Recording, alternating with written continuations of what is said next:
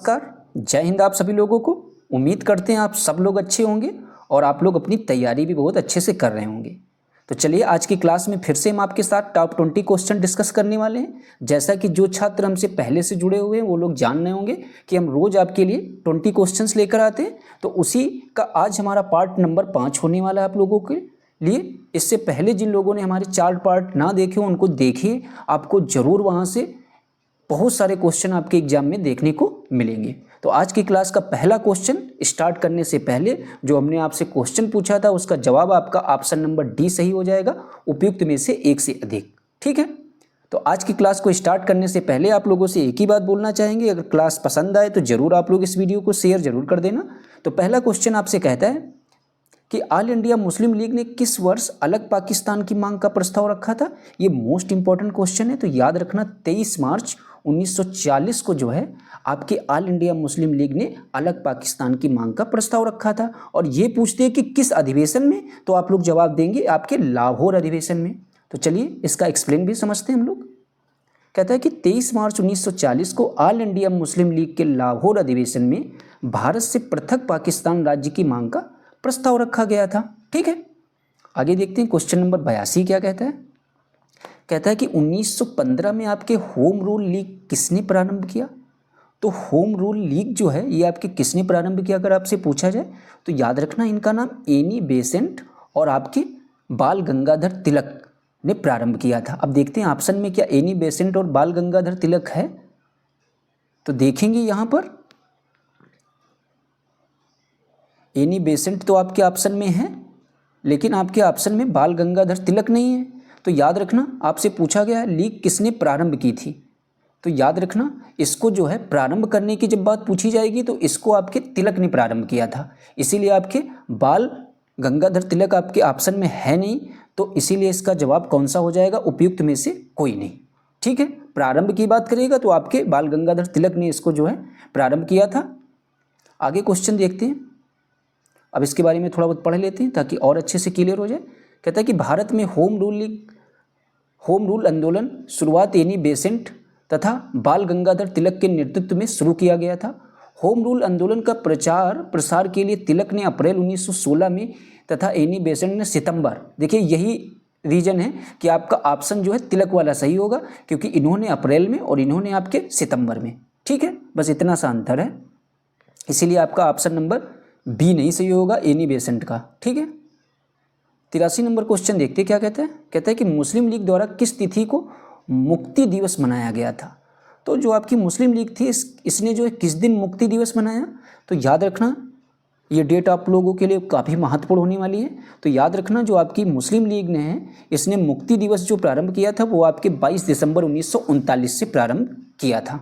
ठीक है, तो इसका जवाब आपका पहले से ही हो जाएगा। फिर इसको पढ़ते हैं। कहता है कि 22 दिसंबर 1939 को मुस्लिम लीग के अध्यक्ष कौन से अगर एग्जाम में पूछा जाए तो मोहम्मद अली जिन्ना के नेतृत्व में कई भारतीय मुसलमानों ने मुक्ति दिवस मनाया था।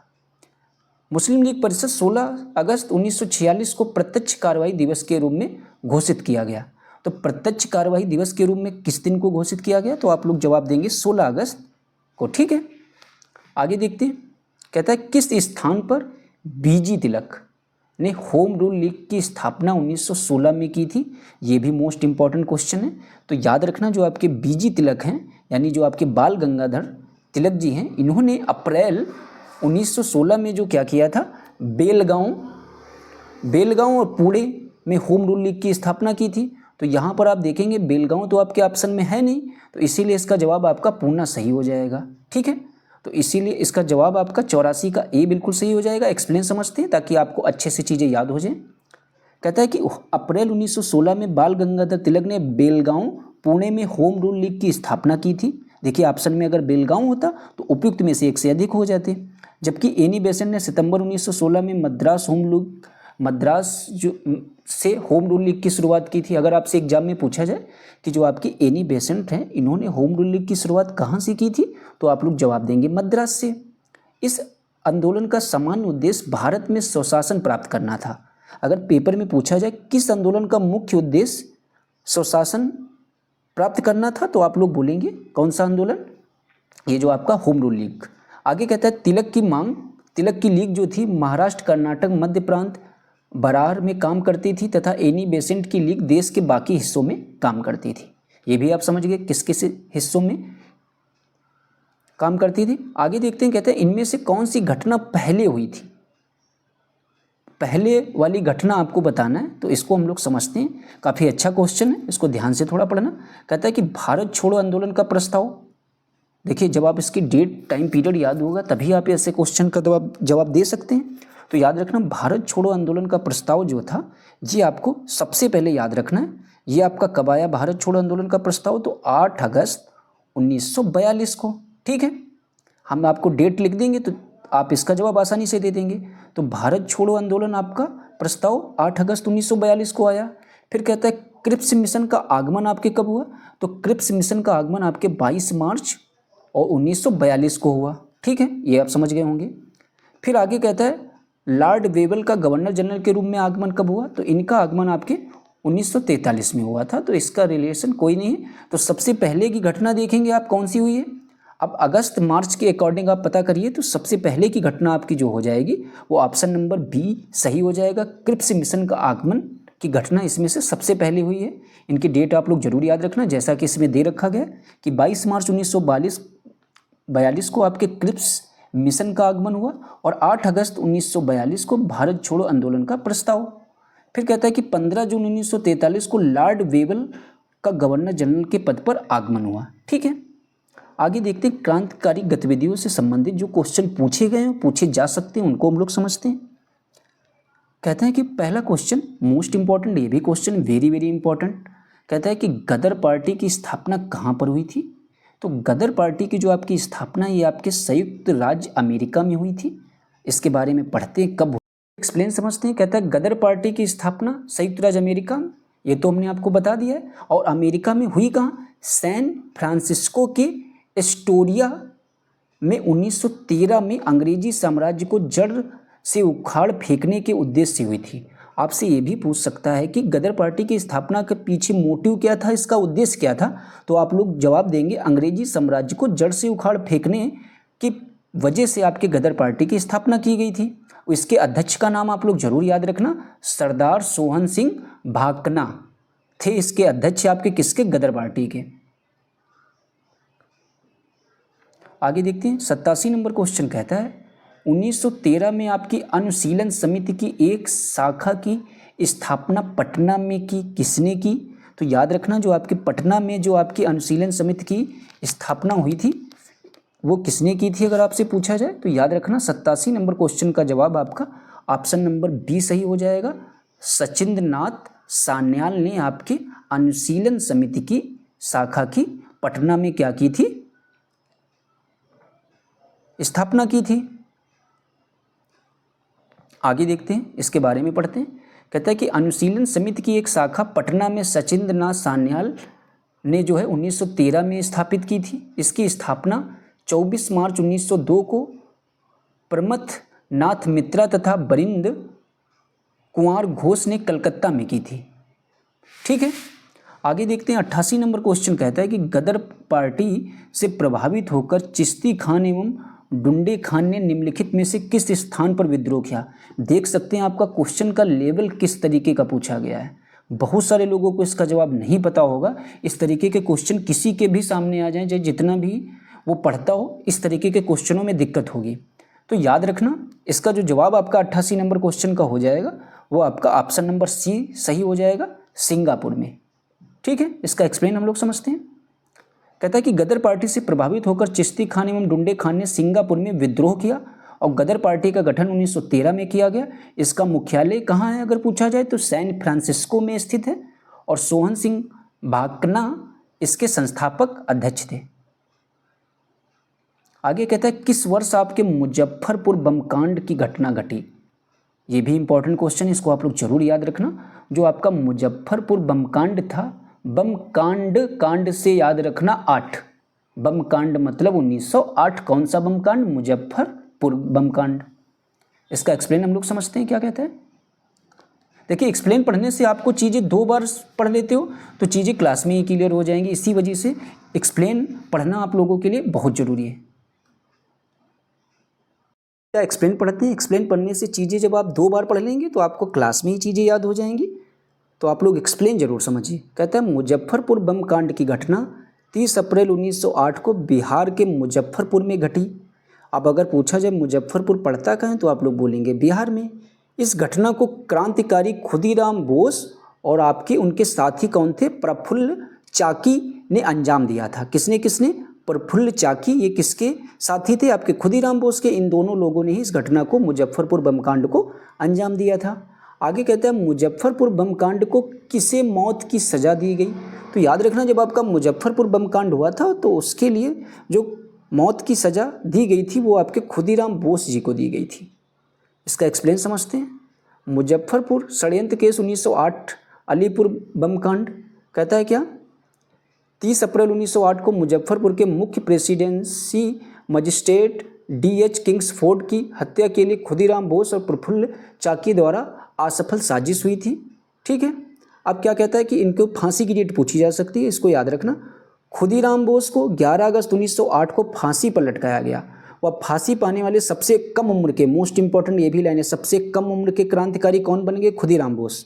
हालांकि अरविंदो घोष का बचाव युवा वकील चित्तरंजन दास ने किया है। आगे कहता है 91 नंबर क्वेश्चन, लंदन में अभिनव भारत के संस्थापक कौन था? तो याद रखना जो आपके लंदन में अभिनव भारत की स्थापना हुई थी या उसके संस्थापक कौन थे अगर आपसे पूछा जाए तो याद रखना विनायक दामोदर सावरकर जो है ये आपके लंदन में अभिनव भारत के संस्थापक थे। इनके बारे में पढ़ लेते हैं कौन है ये। कहता है लंदन में अभिनव भारत का संस्थापक विनायक दामोदर सावरकर थे। इन्होंने अपने भाई गणेश दामोदर सावरकर के साथ मिलकर वर्ष 1904 में इसकी स्थापना की थी। इन्होंने मित्र मेला की शुरुआत की थी जो आगे चलकर अभिनव भारत के रूप में स्थापित हुई।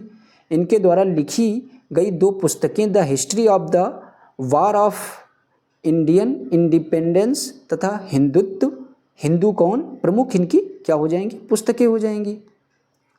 आगे क्वेश्चन नंबर 92 देखते क्या कहता है। कहता है किस षड्यंत्र के मामले में 3 अंग्रेजों को साजिश करने के लिए कारागार में अवरुद्ध किया गया था? तो याद रखना वो आपका षड्यंत्र मेरठ षड्यंत्र मामले में जो है आपके 3 अंग्रेजों को साजिश करने के लिए कारागार में अवरुद्ध किया गया था। अब इनके बारे में पढ़ लेते हैं। कहता है कि मेरठ षड्यंत्र केस के अंतर्गत 3 ब्रिटिश नागरिक फिलिप स्प्रेट, बेन ब्रेडके और केस्टर हाचिंसन को गिरफ्तार कर मुकदमा चलाया गया। इस केस में फंसे अभियुक्तों को बचाने के लिए Jawaharlal Nehru, M.A. Ansari, K.N. Katju, M.C. Kangla आदि ने पैरवी भी इनकी पैरवी भी की थी। क्वेश्चन नंबर 93 देखते हैं क्या कहता है। कहता है लंदन में सर कर्जन वाइली की हत्या किसने की थी? तो सर कर्जन वाइली की हत्या आपके मदन लाल धींगड़ा ने की थी। अब इनके बारे में पढ़ते हैं। मदन लाल धींगड़ा हैं कौन? कहता है कि मदन लाल धींगड़ा ने लंदन में सर कर्जन वाइली की हत्या कर दी थी। सर कर्जन वाइली एक वरिष्ठ ब्रिटिश अधिकारी थे, भारत के राज्य सचिव के राजनीतिक सहायक भी थे। हत्या 1 जुलाई 1909 को लंदन के इंपीरियल इंस्टीट्यूट में हुई थी। मदन लाल धींगड़ा इंग्लैंड में भारतीय क्रांतिकारी आंदोलन के क्या थे? आपके सदस्य भी थे। 94 नंबर क्वेश्चन कहता है प्रसिद्ध भारतीय राष्ट्रीय सेना के मुकदमे लाल किले दिल्ली में कब आयोजित हुआ था या कब आयोजित हुए थे? तो याद रखना इसका जो जवाब आपका सही हो जाएगा तो आपकी डेट जरूर आप लोग याद रखना। जो प्रसिद्ध भारतीय राष्ट्रीय सेना के मुकदमे लाल किले दिल्ली में कब आयोजित हुआ था तो याद रखना ये आपके वर्ष 1945 में। चलिए पढ़ते हैं क्या है, ये जानना भी जरूरी है। क्वेश्चन का जवाब ही जानना जरूरी नहीं, उसके पीछे का कारण भी पता होना चाहिए। कहता है कि प्रसिद्ध भारतीय राष्ट्रीय सेना के मुकदमे 1945 में दिल्ली के लाल किले में हुए थे। यह मुकदमा भारतीय राष्ट्रीय सेना के अधिकारियों को ब्रिटिश क्राउन के खिलाफ देशद्रोह के आरोप में मुकदमा चलाने के लिए आयोजित किया गया था। शाहनवाज खान, गुरबख्श सिंह ढिल्लो और प्रेम कुमार सहगल जैसे प्रमुख व्यक्ति उन लोगों में शामिल थे जिन पर यह क्या मुकदमा चलाया गया था। INA अधिकारी यानी जो भारतीय राष्ट्रीय सेना के अधिकारी थे उन्होंने बचाव प्रमुख भारतीय वकीलों की एक टीम ने किया था जिसमें भूलाभाई देसाई, तेज बहादुर स्प्रू और जवाहरलाल नेहरू शामिल थे। तो आप लोग समझ गए होंगे लाल किला मुकदमे के बारे में सारी चीज़ें। 95 नंबर क्वेश्चन कहता है कि किस मुस्लिम स्वतंत्रता सेनानी को एकता और एकजुटता सिखाने के लिए स्वर्ण मंदिर की चाबियां सौंपी गई थी? तो याद रखना इसका जो जवाब हो जाएगा सही आपका तो आपका सैफुद्दीन किचलू को जो है आपके स्वर्ण मंदिर की चाबियां सौंपी गई थी। क्यों सौंपी गई थी उनको समझते हैं हम लोग। एक्सप्लेन पढ़ते हैं। कहता है डॉक्टर सैफुद्दीन किचलू और मुस्लिम स्वतंत्रता सेनानी थे जिन्हें स्वर्ण मंदिर की चाबियां दी गई थी। आगे कहता है यह संकेत भारतीय स्वतंत्रता आंदोलन के दौरान हिंदुओं और मुसलमानों के बीच एकजुटता और एकता का क्या था, प्रतीक था। किसको चाबी देकर? सैफुद्दीन किचलू को। फिर कहता है 13 अप्रैल 1919 को गांव के लोग डॉक्टर सत्यपाल और सैफुद्दीन किचलू की गिरफ्तारी के विरोध में एक समावृत मैदान में जलियांवाला बाग में एक मेले में शामिल होने के लिए अमृतसर आए सभी लोग। और अमृतसर की घटना आप सभी लोगों को पता होगी। आगे देखते हैं कौन सा क्वेश्चन नंबर आपका होने वाला है। क्वेश्चन नंबर 96 क्या कहता है? दक्षिण अफ्रीका में महात्मा गांधी ने श्रमिक मार्च का नेतृत्व किस स्थान से कर रहे थे? तो याद रखना दक्षिण अफ्रीका की बात पूछी गई है। जो इन्होंने श्रमिक मार्च निकाला था उसका नेतृत्व पूछा गया किस स्थान से किया था। तो याद रखना ये आपका जवाब इसका बी सही हो जाएगा, न्यूकेसल से ट्रांसवाल तक। न्यूकेसल से ट्रांसवाल तक, तो इसका जवाब आपका बी ऑप्शन सही हो जाएगा। इसके बारे में आप लोग जरूर पढ़ लेना, नहीं तो वीडियो काफ़ी बड़ी हो जाएगी। ठीक है, अब क्वेश्चन नंबर हम लोग उसका एक्सप्लेन आप लोग जरूर वीडियो रोक कर पढ़ लेना। 97 नंबर क्वेश्चन कहता है असहयोग आंदोलन को निलंबित किया गया था। तो असहयोग आंदोलन को निलंबित किस लिए किया गया था? तो चलिए याद रखना 1922 में आपके असहयोग आंदोलन को निलंबित किया गया था। इसके बारे में पढ़ते हैं। कहता है कि असहयोग आंदोलन को चोरी चोरा कांड के पश्चात वर्ष 1922 में निलंबित किया गया। इस घटना में 22 पुलिसकर्मी आपके जिंदा जलाकर मार दिए गए थे। कितने पुलिसकर्मी आपके जिंदा जलाकर मार दिए गए थे? 22। 98 नंबर क्वेश्चन कहता है निम्नलिखित में से असहयोग आंदोलन में भाग लेने वाले खेतिहरों की प्रमुख मांगे कौन सी थी? तो उनकी प्रमुख मांगे हम लोग समझते हैं कौन कौन सी थी। तो आइए समझते हैं 98 नंबर क्वेश्चन का जवाब क्या होगा। तो सबसे पहले क्या उनकी मांग थी? क्या करना? राजस्व में कमी करना। तो पहली मांग बिल्कुल सही है। ठीक है, इसके बाद में क्या करना था? बेगार का उन्मूलन या बेगारी का उन्मूलन। तो ये भी आपका सही है। ठीक है, इसके अलावा क्या था जो आपके, तो इसीलिए इसका जवाब जो है आपका डी ऑप्शन बिल्कुल सही हो जाएगा, उपयुक्त में से एक से अधिक। ठीक है, और ये भी आपका इसमें सी ऑप्शन भी सही है। चलिए इसके बारे में पढ़ लेते हैं हम लोग, क्या कहते हैं।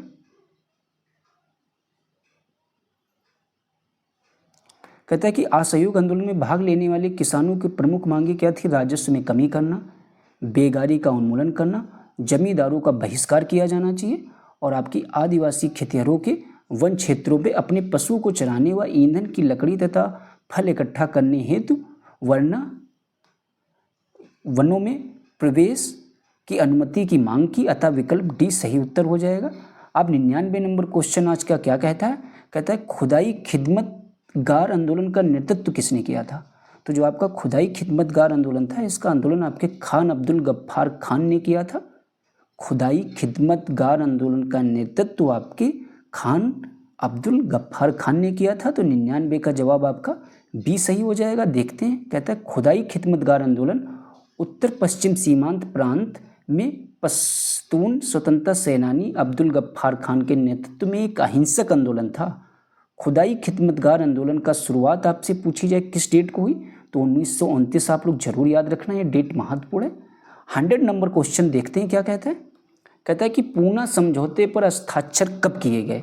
तो जैसा कि जो लोग हमसे पहले से जुड़े हुए वो लोग जानते होंगे कि लास्ट जो क्वेश्चन होता है वो आप लोगों के लिए होता है। इसका जवाब हम नेक्स्ट वीडियो में आपको बताएंगे। जब तक कि आप लोग इसका कमेंट बॉक्स में जरूर जवाब देना अगर आपको पता है। तो आज की क्लास में आप लोगों के लिए इतने ही क्वेश्चन लेकर आए थे। और एक बात आप लोगों से पूछना है कि अगर आपके लिए जितने भी हमने 100 क्वेश्चन आज की क्लास के साथ ही आपके 100 क्वेश्चन कंप्लीट हो गए हैं।